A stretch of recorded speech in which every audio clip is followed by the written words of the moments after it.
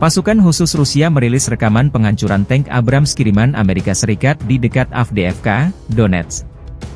Video dirilis Telegram BTR 18 Maret 2024 dan viral di Telegram akun pro-Rusia.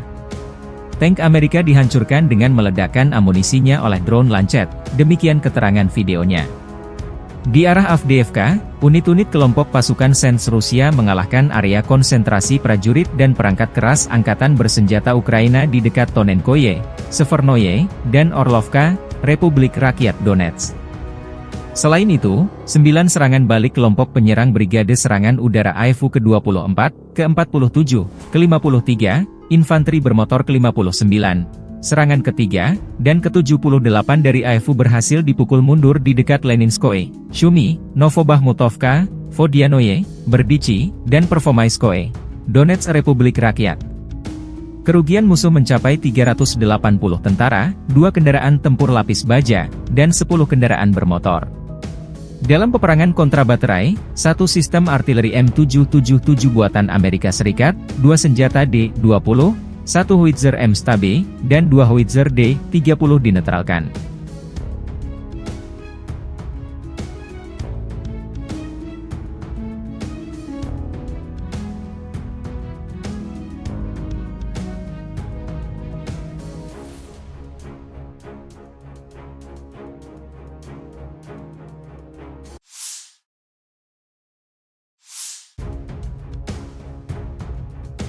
Angkatan Bersenjata Ukraina 18 Maret, mencatat 72 kontak senjata terjadi dalam 24 jam terakhir. Rusia meluncurkan 14 rudal dan 75 serangan udara, 95 serangan dari sistem salvo roket. Rusia menyerang Ukraina menggunakan 22 kendaraan udara tak berawak tipe Shahed. 17 dari drone penyerang ini dihancurkan sarana pertahanan udara Ukraina. Angkatan Udara Ukraina menyerang 6 daerah terkonsentrasinya personel, senjata, dan perlengkapan militer Rusia. Unit pasukan misil menimbulkan kerusakan pada titik kendali, 3 area konsentrasi personel, dan 1 alat pertahanan udara musuh. Staf Umum Angkatan Bersenjata Ukraina 18 Maret, melansir Rusia kehilangan total 431.550 tentara di Ukraina sejak awal invasi besar-besaran 24 Februari 2022. Jumlah ini termasuk 810 korban yang diderita pasukan Rusia dalam sehari terakhir.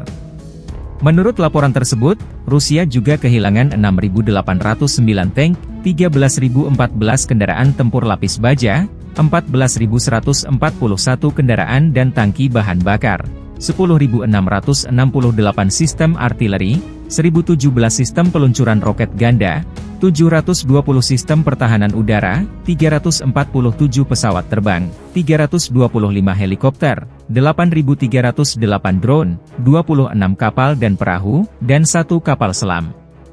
Konflik Rusia-Ukraina memasuki tahun ketiga belum ada tanda-tanda perdamaian.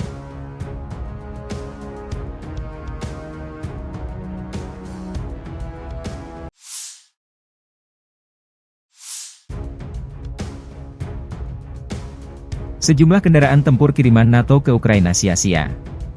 Militer Rusia memamerkan rekaman tank Leopard 2A6 dan 2 kendaraan tempur infanteri M2A2 Bradley Angkatan Bersenjata Ukraina dinonaktifkan di dekat pemukiman Stepovoy arah Avdiivka. Kendaraan tempur ini disita militer Rusia dan diangkut ke untuk diteliti lebih detail. Video dirilis 18 Maret 2024. Di arah Avdiivka, kontak senjata intens terjadi 2 kubu dalam beberapa pekan terakhir.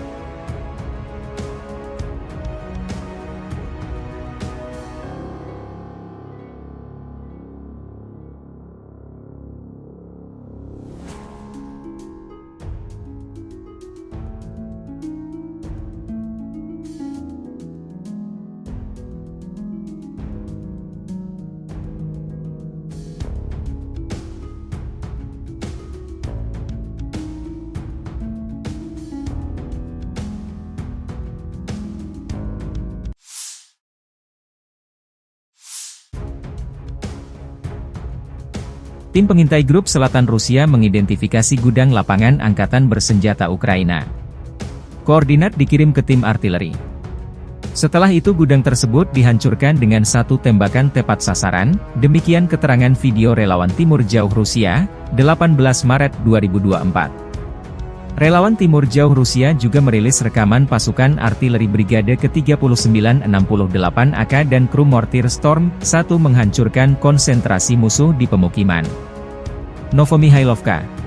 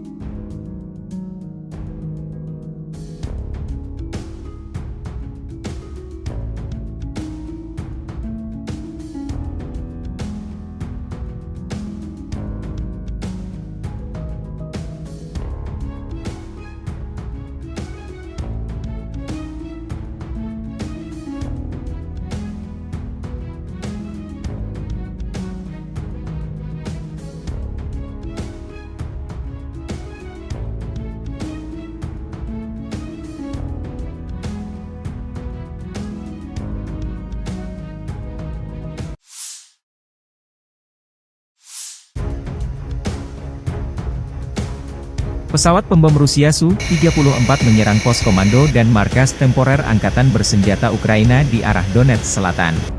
Serangan dilakukan menggunakan bom udara terarah Eva B-500 dengan modul perencanaan dan koreksi universal. Setelah mendapat informasi mengenai hancurnya sasaran, pesawat kembali ke lapangan terbang keberangkatan, demikian keterangan video Kementerian Pertahanan Rusia, 18 Maret 2024.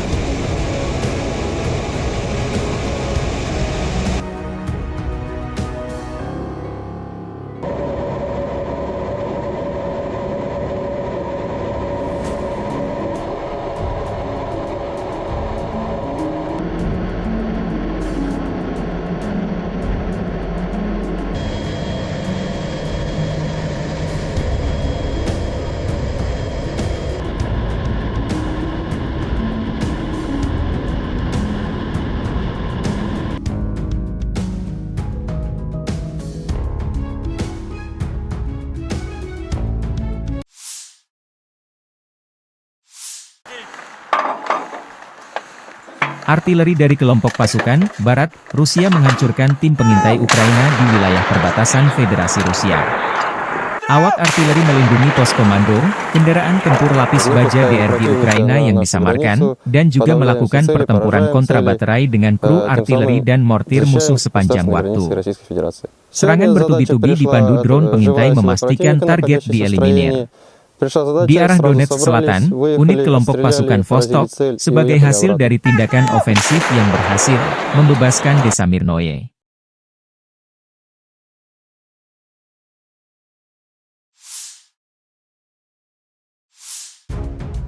Militer Rusia merilis rekaman detik-detik menembak jatuh helikopter Angkatan Udara Ukraina. Di daerah pemukiman Lukashovka, wilayah Sumy, awak Manpatsverba unit kelompok pasukan yang meliputi perbatasan negara Federasi Rusia menembak jatuh helikopter Mi-8 Angkatan Udara Ukraina. Dari rutenya, heli ini terbang masuk arah pemukiman Kozinki, wilayah Belgorod.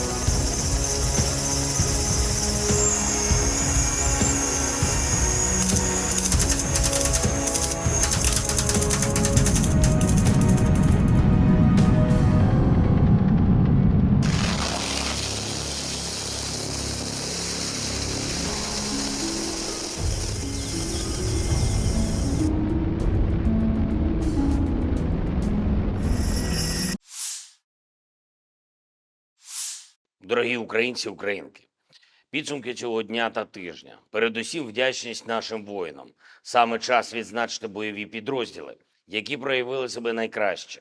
Куп'янський напрямок, 57-ма окрема мотопіхотна бригада імені кошового отамана Костя Гордієнка.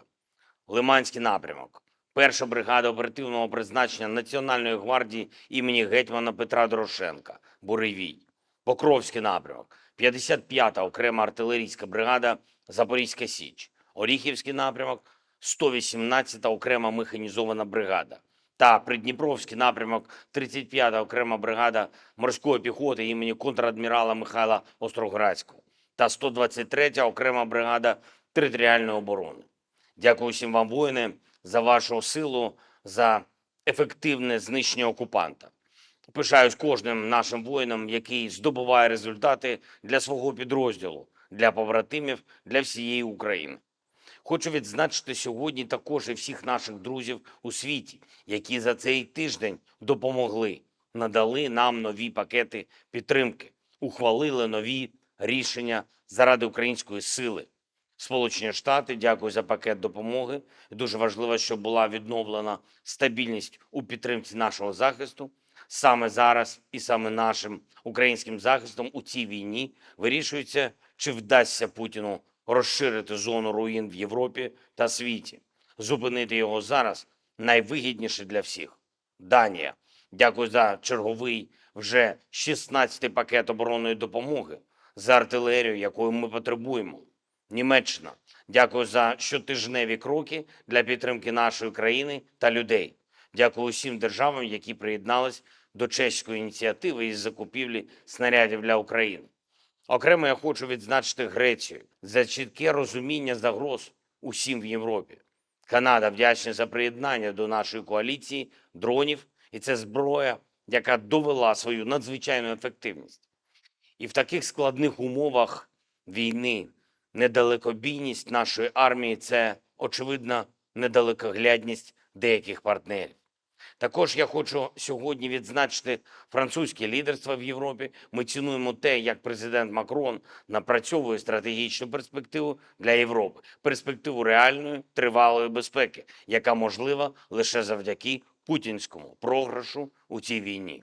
Ще одне. Цими днями російський диктатор імітує чергові вибори. Усім в світі зрозуміло, що цей діяч, як було вже часто в історії, просто захворів владою і робить усе, щоб правити довічно. Немає такого зла, яке він не скоїть, щоб подовжити особисту владу.